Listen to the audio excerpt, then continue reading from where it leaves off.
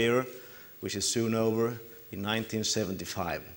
So it has boiled down some experiences during the time about education and how to have fun and joy in your work, which I has had to the utmost level all the time.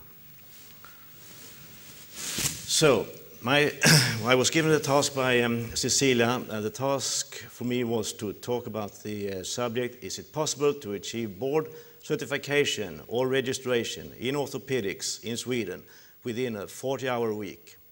The requirements of the new Swedish curriculum.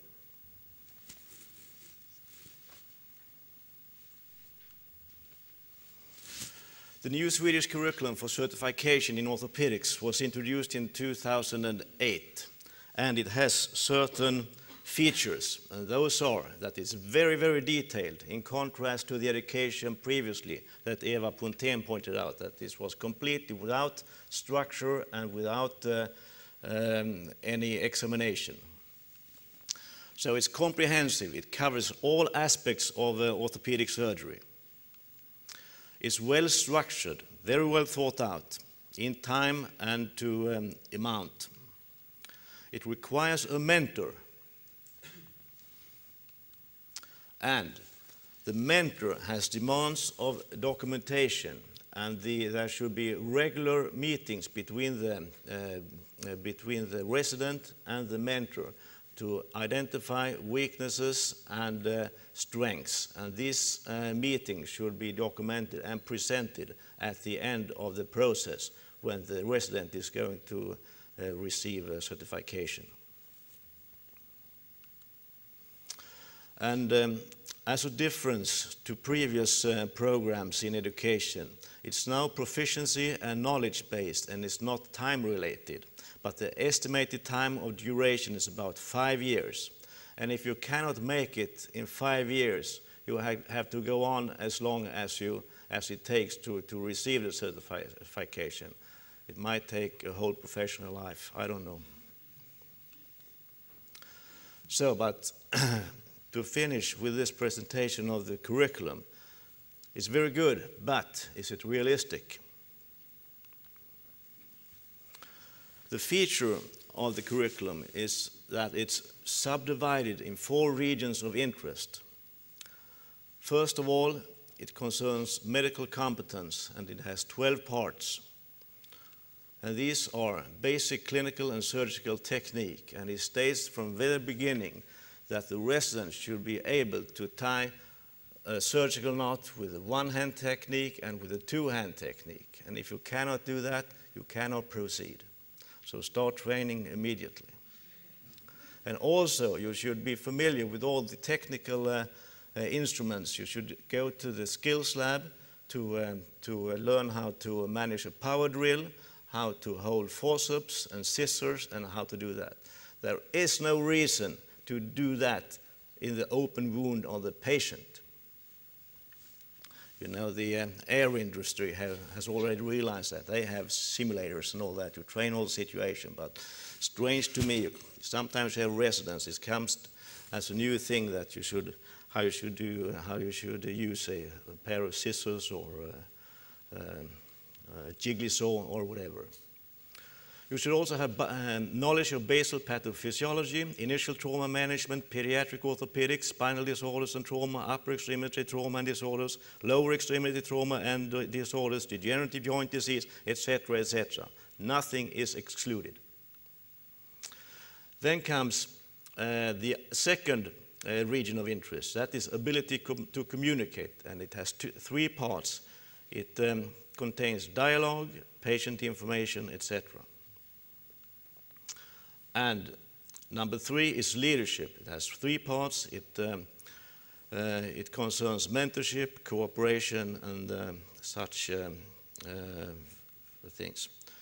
And last, there are 2 parts of medical science. The residents should be introduced into scientific attitude and quality projects, to name a few. So, it took me nearly 1 day to read through this. It's not easy. I cannot claim that I understand it all, but I give you my version. I wish you good luck when you study it. So these were the these were the different regions of interest. Then comes the levels of competence, because no one can master everything, right? So the basic level is theoretical knowledge. You should know something about genes and Ehlers-Danlos syndrome, but you're not supposed to be an expert on that disease when you finish your residency. You should have some knowledge of management. You should have some knowledge how to manage an infected artificial joint like a hip prosthesis, but you're not supposed to manage it all the way with revision and exchange of the prosthesis. And number 3 is, however, proficiency to carry out a specific surgical procedure and to evaluate alternative methods, risks and benefits. So I'll give you here an example of part number 8, and it's in Swedish. And since those of you who are not Swedish and been now in Sweden for a few days, and I'm quite sure that you can understand most of it. Anyway, if you don't, I help you. So this is, first of all, this is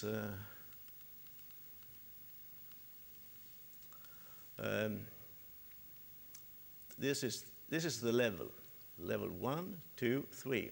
So you should be able to manage injuries, diseases, and pain-related conditions in hip and knee joint. This is hip arthrosis, and you should be able to know how to manage it, and also to perform an arthroplasty on your own or as the first surgeon.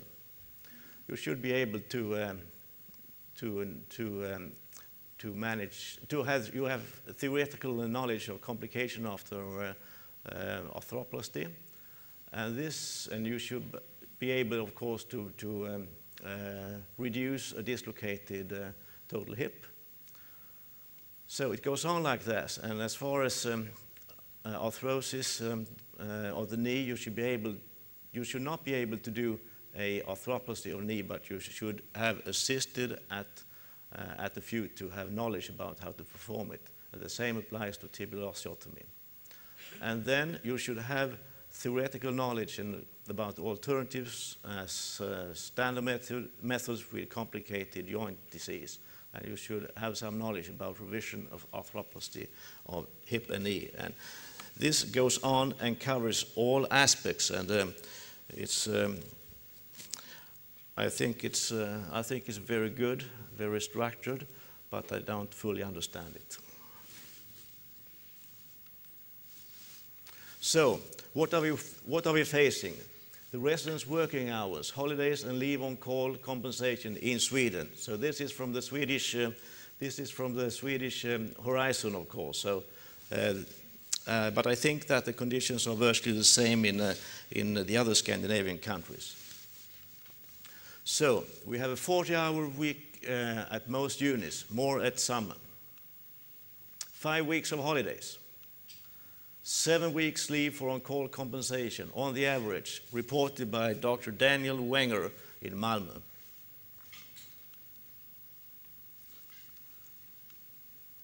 We also have a legislation on parental leave, and this is to be shared by the parents. I think the present time for taking care of a newborn child is about 1 year, and it should be shared between the parents. So there is an estimated time off duty of 3 months annually.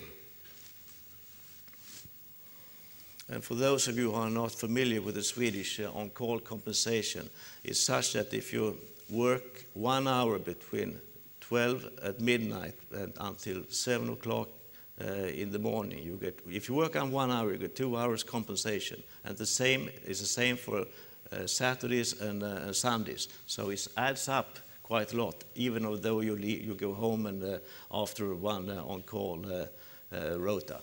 So this is why we have so much time off. So time is one obstacle, but we got more obstacles. One is that the consultants do not bother. We heard that before. The appointed mentor shows no interest or has no ability to teach or assist at operations. I have to run overbooked clinics on my own without anyone to ask. The only feedback I get is when I have done something wrong. I'm used as a slave, stuck in the ward, admitting and discharging patients.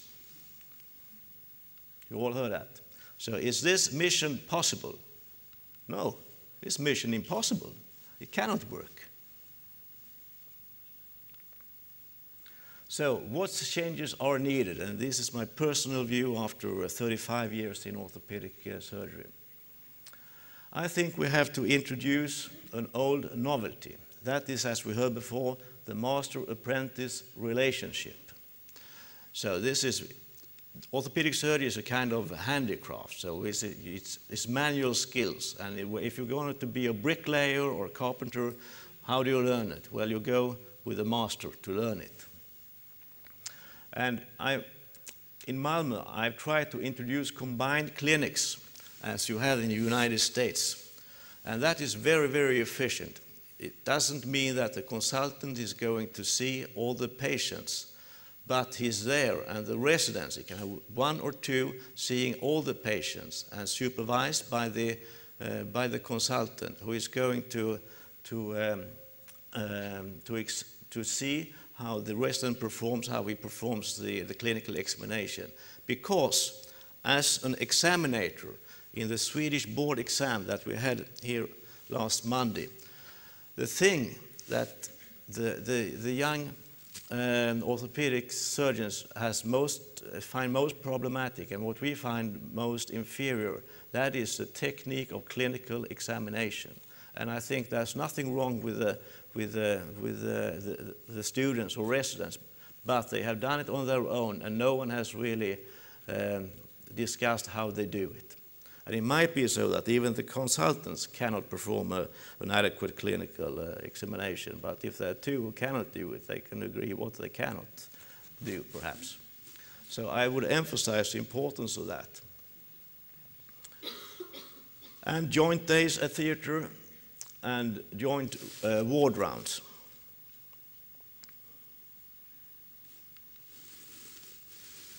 So, there's probably also a need of change of attitude among consultants. And I mean that every operation that the resident can do should be done by the resident. There's no need for a consultant to do routine hardware removal, for example, because the manual skills are facilitated in every surgical moment. So that is so everything that the resident can do should be done by the resident.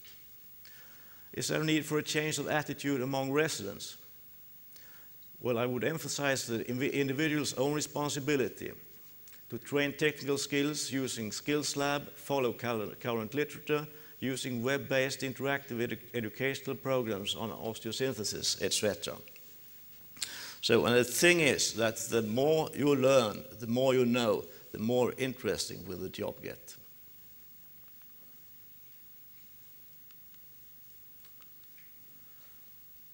So, I think that our culture in Scandinavia differs a lot to the United States. Because here, if I ask a resident a question, some take it as an assault and assessment, because they think that it's just, I'm evil, I'm bad, and I think that some think I'm are, but I am the kindest person on earth. I just, right, Marie? So there are even books on this subject in the United States. This is for pediatric orthopedic surgery. Questions you will be asked on rounds in the clinics on oral exams, and it concerns, for example, questions: what do I do with bow legs? What is the natural history of in-toeing, and all that. So, if in every situation you get these questions, and if you don't know them, there's no one blames you, but you come back next day and say, well, that's a good thing because, well, I know something about this now. So it's not to be mean that you were asked.